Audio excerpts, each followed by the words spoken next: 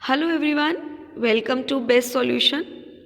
आज हम cost accounting के अंदर नया चैप्टर स्टार्ट करने जा रहे हैं, that is process costing system.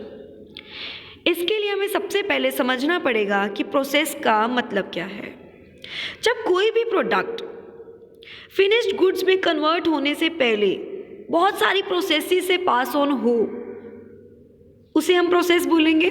Different processes से पास ऑन हो अगर, फॉर एग्जाम्पल आपने क्लॉथ मैन्युफैक्चरिंग करनी है तो सबसे पहले कॉटन आएगी। कॉटन से आप सबसे पहले फाइबर प्रोडक्शन करेंगे, मतलब रेशा तैयार करेंगे, ठीक है। देन नेक्स्ट प्रोसेस में यार्न प्रोडक्शन होगी, मीन्स धागा तैयार होगा। देन उससे कपड़ा बनेगा। देन उस पर डाई किया जाएगा, डिज़ाइन दिया जाएगा। तो डिफरेंट प्रोसेसेस से पास ऑन हो रहा है। अगर आप एक कपड़ा मैन्युफैक्चरिंग देखें तो डिफरेंट प्रोसेसेस से पास ऑन हो रही है। सबसे पहले fibre, then yarn, then cloth, then dyeing, ठीक है। तो ये डिफरेंट प्रोसेसेस को हम प्रोसेस बोलेंगे। Process 1, process 2, process 3, then final एक फिनिश्ड गुड्स तैयार होगा जो मार्केट में सेल होगा, ठीक है। सो सेल होने से पहले जब वो डिफरेंट प्रोसेस से पास ऑन हो, उसकी कॉस्टिंग, उसकी कॉस्ट ऑफ प्रोडक्शन जो हम मेंटेन करेंगे अंडर अकाउंट्स, तो वो प्रोसेस कॉस्टिंग सिस्टम के अंडर करेंगे, ठीक है। सो बुकिश लैंग्वेज में मीनिंग देख लेते हैं। व्हेन अ प्रोडक्ट और material has to pass through the different stages, processes और डिपार्टमेंट्स और कॉस्ट सेंटर्स और मशीन्स, मतलब डिफरेंट स्टेजेस से निकलेगा, प्रोसेसेस हो रही हैं डिफरेंट, ठीक है, और डिफरेंट मशीन्स में डालकर उन्हें उन प्रोसेसेस को कंप्लीट किया जा रहा है, ठीक है। क्यों? क्योंकि वो फिनिश प्रोडक्ट्स में उसे कन्वर्ट किया जा रहा है, ठीक। तो इस पूरे सिस्टम में हर प्रोसेस की कॉस्ट, हर प्रोसेस की पर यूनिट कॉस्ट कैसे फाइंड आउट की जाती है? प्रोसेस कॉस्टिंग सिस्टम के अंडर। आई होप आपको प्रोसेस कॉस्टिंग सिस्टम का मीनिंग क्लियर है। नेक्स्ट आते हैं characteristics of process costing system. सबसे पहली कैरेक्टरिस्टिक्स क्या है? रॉ मटेरियल जो है वो डिफरेंट प्रोसेसेस से पास ऑन होता है, फिनिश्ड गुड्स में लास्ट में कन्वर्ट होता है। ये तो आपको बात क्लियर है, मीनिंग से ही क्लियर हो गई थी। Raw material passes through in a pre determined series of processes, पहले से डिटरमाइन की होती है सीरीज की पहले क्या बनेगा, देन क्या बनेगा, देन क्या बनेगा, ठीक है। फिर उसके बाद मार्केट में वो एक फिनिश प्रोडक्ट तैयार हो जाता है और उसे सेल किया जाता है। The product of one process becomes the raw material for the second. पहली प्रोसेस के लिए जो रॉ मटेरियल है फिर उसे कन्वर्ट कर दिया गया जो भी फर्स्ट प्रोसेस का वर्क होगा। जैसे क्लॉथ का एग्जांपल लिया तो सबसे पहले फाइबर तैयार होगी, ठीक है। सो फाइबर प्रोडक्शन जब हुई, उसे जब नेक्स्ट प्रोसेस में डाला जाएगा तो फाइबर प्रोडक्शन जो है नेक्स्ट प्रोसेस के लिए रॉ मटेरियल बन जाएगी, उस पर फर्दर वर्क होगा। देन फर्दर जो बनेगा, देन उस पर आगे जो एक कपड़े में कन्वर्ट किया जाएगा, देन उसके लिए आपका यार्न प्रोडक्शन जो की जा रही है, तो यार्न क्या हो जाएगी उसके लिए? रॉ मटेरियल हो जाएगी। देन कपड़ा तैयार हो गया, मान लीजिए बेसिक क्लॉथ तैयार हो गया, देन उस पर आपने डाई करना है, डिज़ाइन करना है, तो वो बेसिक क्लॉथ जो डाइंग प्रोसेस में एंट्री लेगा, तो वो बेसिक क्लॉथ डाइंग प्रोसेस के लिए क्या बन जाएगा? रॉ मटेरियल बन जाएगा। तो ये नॉर्मल बात है कि जो पिछली प्रोसेस की एंडिंग होगी वो नेक्स्ट प्रोसेस की रॉ मटेरियल होगा, स्टार्टिंग होगी, ठीक है। So many products are produced with the joint products or byproducts. These joint products are accounted separately. जब एक ही प्रोडक्ट में से, एक ही रॉ मटेरियल में से डिफरेंट प्रोडक्ट्स जब आपके निकल जाएं, जैसे मान लीजिए हम प्रोडक्शन कर रहे हैं शुगर की, तो गन्ने से शुगर बनता है, साइड बाय साइड जो उसका वेस्ट है वो भी एज अ प्रोडक्शन यूज़ किया जाता है, उसका यूज़ फ्यूल के लिए भी किया जा सकता है। तो एक ही प्रोडक्ट, एक ही रॉ मटेरियल में से डिफरेंट प्रोडक्ट्स निकले तो उसे बोलेंगे बाय प्रोडक्ट, ठीक है। तो उसमें हर प्रोडक्ट की, हर प्रोसेस की जो अकाउंटिंग है वो सेपरेटली मेंटेन की जाएगी। ऐसे जॉइंट प्रोडक्ट्स क्या होते हैं? जब आपके एक रॉ मटेरियल में से जब आपके प्रोडक्ट तैयार हुए, एक स्टेज तक तो बेसिक प्रोडक्ट तैयार हो गया, देन उसके ऊपर डिफरेंट प्रोसेसिंग फॉलो की जाए। जैसे सपोज कीजिए कि आपने सोफ़ा मैन्युफैक्चर करना है, तो उसका बेसिक ढांचा तो एक ही रॉ मटेरियल लकड़ी वगैरह से तैयार हो जाएगा। देन आप उसे कन्वर्ट करेंगे, कुछ लोगों को चाहिए उसके ऊपर डिफरेंट डिज़ाइन, कुछ लोगों को चाहिए डिफरेंट डिज़ाइन, ठीक है। तो जो different designing according to customer satisfaction या कस्टमर की डिमांड के अकॉर्डिंग डिफरेंट डिफरेंट डिज़ाइन उस पर दिया जाएगा, तो वो 2 सेपरेट प्रोडक्शंस में एंटर कर जाएगा, ठीक है। तो ऐसे प्रोडक्ट्स को बोलते हैं जो एक टाइम तक तो इक्वल रहे, मतलब सेम रहे, ठीक है, प्रोडक्शन उनकी सेम रहे।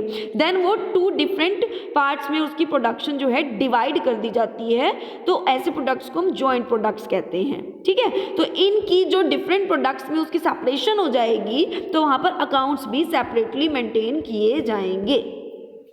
नेक्स्ट है, there can be normal loss, abnormal loss और abnormal effective during the production process. कहते हैं प्रोडक्शन प्रोसेस होते होते बीच में नॉर्मल लॉस तो होते ही हैं, हो भी सकते हैं, और एबनॉर्मल लॉस भी हो सकते हैं, ठीक है। तो इसका इफेक्ट तो हमारे किसी भी बिजनेस पे पड़ता ही पड़ता है, ठीक है। आप सब जानते होंगे एबनॉर्मल लॉस और नॉर्मल लॉस में क्या डिफरेंस है। नॉर्मल लॉस जो कि नॉर्मली होने ही होने हैं, ठीक है, उसको आप इग्नोर करके नहीं उसको अवॉइड नहीं किया जा सकता, वो होंगे ही होंगे। सपोज कीजिए आप अपना क्लोथ स्टिचिंग के लिए देकर आते हैं, अपना सूट स्टिचिंग के लिए देकर आते हैं, तो जो स्टिचिंग आपकी फिटिंग के अकॉर्डिंग उन्होंने देनी है उस सूट में, तो साइड का जो वेस्ट कपड़ा बचता है वो तो बचना ही बचना है, वो नॉर्मल लॉस है, वो होगा ही होगा उतना कपड़े का लॉस, ठीक है। और एबनॉर्मल जो हमारी गलतियों की वजह से हो, लाइक स्ट्राइक हो गई, हमारे एम्प्लॉयज़ ने लॉकआउट कर दिया, ठीक है, तो ऐसे केसेस में जो वो लॉसेस होते हैं वो एबनॉर्मल लॉस होते हैं। इनको कंसीडर किया जाता है हमारे प्रोसेस कॉस्टिंग सिस्टम में। आई होप कैरेक्टरिस्टिक्स आपको क्लियर हैं। नेक्स्ट आता है हमारा objectives of process costing system. हमारे मेन प्रोसेस कॉस्टिंग सिस्टम को मेंटेन करने के मेन ऑब्जेक्टिव्स क्या हैं। सबसे पहले कॉस्ट ऑफ प्रोडक्शन निकाली जा सके हर प्रोसेस पे, और पर यूनिट भी निकाली जा सके, ठीक है। जॉइंट प्रोडक्ट्स और बाय प्रोडक्ट्स की जो सेपरेटली एक कॉस्ट ऑफ प्रोडक्शन आनी चाहिए, उसे कैलकुलेट किया जा सके, ठीक है। To distribute the joint expenses on various product produce. मान लीजिए कुछ जॉइंट एक्सपेंसेस हैं, मान लीजिए कुछ ओवरहेड्स हैं जो जॉइंटली यूज होते हैं, उनको डिफरेंट डिफरेंट प्रोसेसेस में कितना यूज़ किया जा रहा है या कितना उसके डिस्ट्रीब्यूट किया जा रहा है, उसकी अलग से कॉस्टिंग तैयार की जा सके, ठीक है। To know the wastage in each process of production. पता लगाया जा सके कि किस प्रोसेस में ज़्यादा प्रोडक्शन की वेस्टेज होती है, ठीक है। To calculate the profit and loss of each process. हर प्रोसेस में हमें पता चले कि कौन सी प्रोसेस ज़्यादा प्रॉफिट देकर निकलती है, ठीक है। To control the cost of production at each process. आप हर प्रोसेस में अपनी प्रॉफिट एंड लॉस का आइडिया लगा सकते हैं, कैलकुलेट कर सकते हैं, तो आपको ये भी आइडिया लग जाएगा कि वेस्टेज कहाँ हो रही है, तो कंट्रोल करना ईजी हो जाता है। नेक्स्ट हमारे पास आता है जी elements of process costing system. इसमें सबसे मेन एलिमेंट्स हमारे रहते हैं direct material, direct labour, direct expenses और ओवरहेड्स। डायरेक्ट मटेरियल जो फर्स्ट टाइम आपका रॉ मटेरियल होगा या फिर जो भी आप एक्स्ट्रा परचेज करेंगे वो आपका डायरेक्ट मटेरियल के हेड में आएगा, ठीक है। डायरेक्ट मटेरियल को प्रोसेस कॉस्टिंग सिस्टम में डेबिट साइड शो किया जाता है। Next direct labour, direct expenses और ओवरहेड्स को भी आप डेबिट साइड में ही शो करते हैं as an expenses, because process costing में प्रोसेस अकाउंट जो फॉलो किया जाता है वो नॉमिनल अकाउंट है। Debit all expenses and losses, credit all income and gains का रूल फॉलो किया जाता है। डायरेक्ट लेबर जो डायरेक्टली इन्वॉल्व होगी प्रोसेस की मतलब प्रोडक्शन में, ठीक है। नेक्स्ट है डायरेक्ट एक्सपेंसेस जो directly related to the production होंगे, directly related to the process होंगे, वो आपके डायरेक्ट एक्सपेंसेस होंगे। और कुछ ओवरहेड्स जैसे फैक्ट्री ओवरहेड्स, ठीक है, आपके वर्क ओवरहेड्स, जितने भी ओवरहेड्स हैं, जितने भी ओवरहेड्स के एक्सपेंसेस अपोर्शन किए जाएंगे वो आपके प्रोसेस अकाउंट के डेबिट साइड में शो किए जाएंगे। नेक्स्ट हमारे पास आता है कुछ रूल्स जो कि हम प्रोसेस अकाउंट बनाते हुए फॉलो करते हैं, इनको आप प्रिंसिपल्स भी कह सकते हैं। सेपरेट अकाउंट हर प्रोसेस का ओपन होगा। डायरेक्ट और इनडायरेक्ट एक्सपेंसेस को डेबिट साइड शो किया जाएगा। सारे लॉसेस जो होंगे वो क्रेडिट साइड शो होंगे। लॉसेस इन द सेंस जैसे नॉर्मल लॉस हो गया, एबनॉर्मल लॉस हो गया, ये सब आपकी क्रेडिट साइड शो हो जाएंगे। The output of previous process is transfer to the next process. जो आपके प्रीवियस प्रोसेस के जितने भी बैलेंसेस बचेंगे, लाइक प्रोसेस का जो भी बैलेंस बचेगा वो आपका नेक्स्ट प्रोसेस में जो है ट्रांसफर कर दिया जाएगा। एट लास्ट जब सारी प्रोसेसेस कवर हो जाएंगी तो फिनिश्ड स्टॉक अकाउंट में ट्रांसफर होगा। When total cost is divided by units तब आपकी क्या निकलती है जी, पर यूनिट कॉस्ट, ठीक है। If half manufactured goods or work in progress is sold during any process then it is shown in the credit of the concerned process account। अगर आपका बीच में कुछ भी सेल किया जाता है तो आपका वो कहाँ शो होगा जी, कंसर्न प्रोसेस अकाउंट में। अब आते हैं जी कुछ एडवांटेजेस पे प्रोसेस कॉस्टिंग की। इजी है, सिंपल है अंडरस्टैंड करना। ओवरहेड एलोकेशन जो है generally on the basis of labour cost, याद रखिएगा ये बात, प्रैक्टिकल में भी आएगी। जब आपको कभी कभी क्वेश्चन में ओवरहेड्स दिए होंगे बट एलोकेशन नहीं बताया होगा तो याद रखिएगा लेबर कॉस्ट के बेसिस पर हम उन्हें एलोकेट करते हैं। Process cost can be calculated at short intervals, obviously short intervals पे आप इसे मेंटेन कर सकते हैं, अपना कैलकुलेट कर सकते हैं। इजी मैनेजरियल कंट्रोल, मैनेजर को कंट्रोल करना इजी हो जाता है क्योंकि उसे वेस्टेज भी पता चल जाती है हर प्रोसेस की और प्रॉफिट भी हमें पता चल जाते हैं, कॉस्ट भी पता चल जाती है, तो इससे उन्हें मेंटेन कंट्रोल करना ईजी हो जाता है कि कहाँ मिस्टेक्स रही और कहाँ कंट्रोल करने की ज़रूरत है। Standard costing can be applied, standard costing पहले आप स्टैंडर्ड सेट कर लीजिए देन अप्लाई कर सकते हैं। Quotation of price can be done scientifically.